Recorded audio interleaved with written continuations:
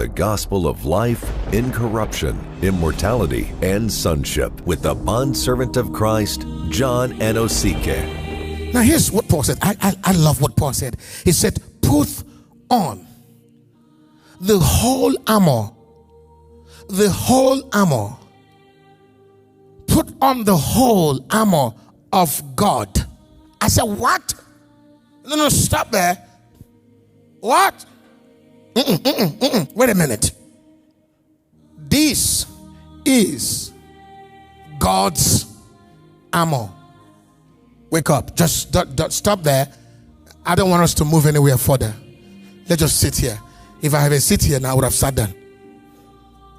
Let's just put on the whole armor of God. God. And you still belittle yourself. You. May God have mercy upon you. Religion, I hate you and I curse you. So we have capacity to put on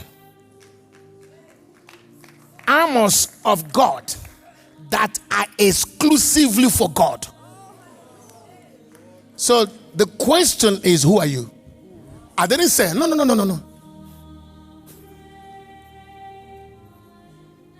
No, don't say I said. Okay. Go. Put on the armor of a lizard. You can't.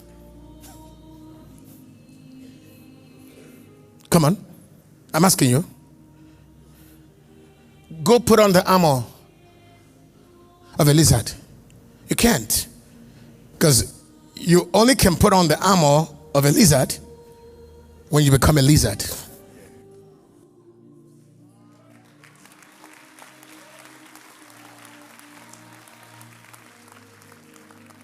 So that brings us now to what the revelation of spiritual warfare is. Because if you don't understand what this warfare is, you cannot war effectively.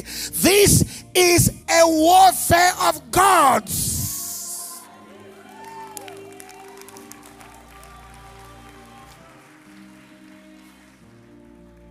This is a warfare of kings and princes.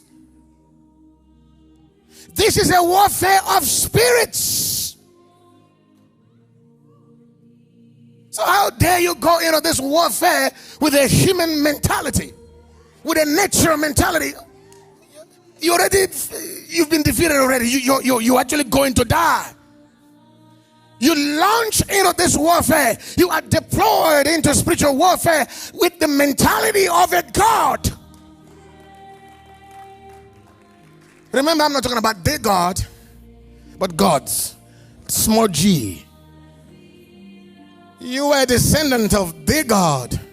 You are the sons of God. So you go into this warfare with that revelation of who you are. Because Satan knows who you are. 90% of those in this warfare don't know who they are. Who they are gives them 60% victory in the realm of warfare.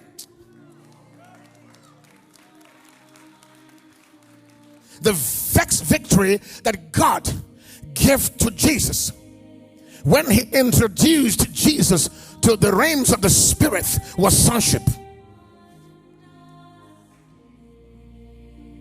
And the first thing that provoked the Pharisees to have made the first attempt to kill Jesus was when he called himself the Son of God, that he was before Abraham, pointing to his deity.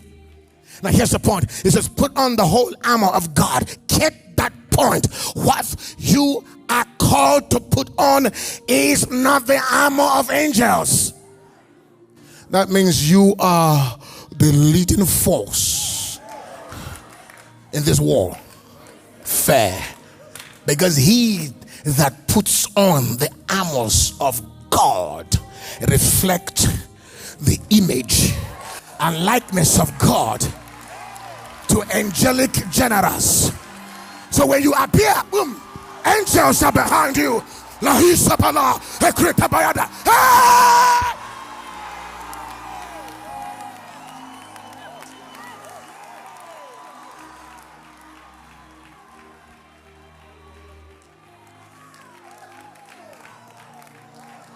Angels are training, preparing for you. Are you hearing me? Because when you land, boom, angelic generals are behind you, because you are representing God, leading the angels into this warfare, sons of God.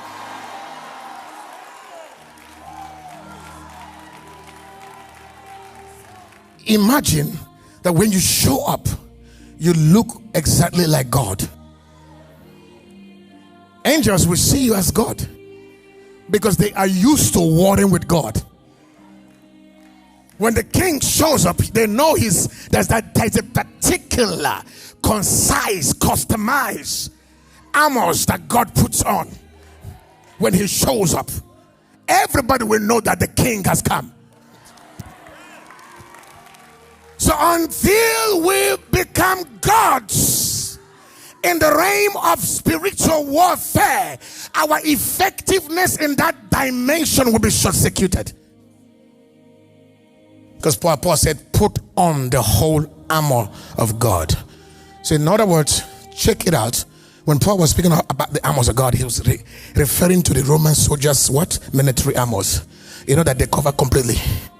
You don't see the faces of the soldiers.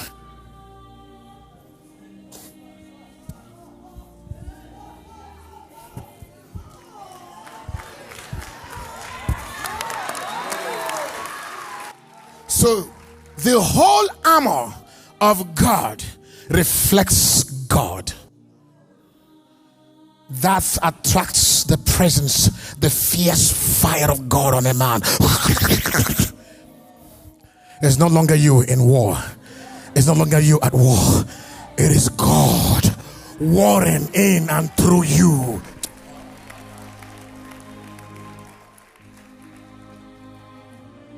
So that means accuracy in spiritual weaponry gives you at least 90% victory. So don't think it's about warring. 95% of the times it requires accuracy in putting on the whole armor, because the effectiveness of this warfare is found in the weapons. So don't ever dare you go in a war when a certain aspect of your life is uncovered. Because the completion of this armor is a certain spiritual law that triggers a certain dimension that commands the presence of God to descend and envelop a man.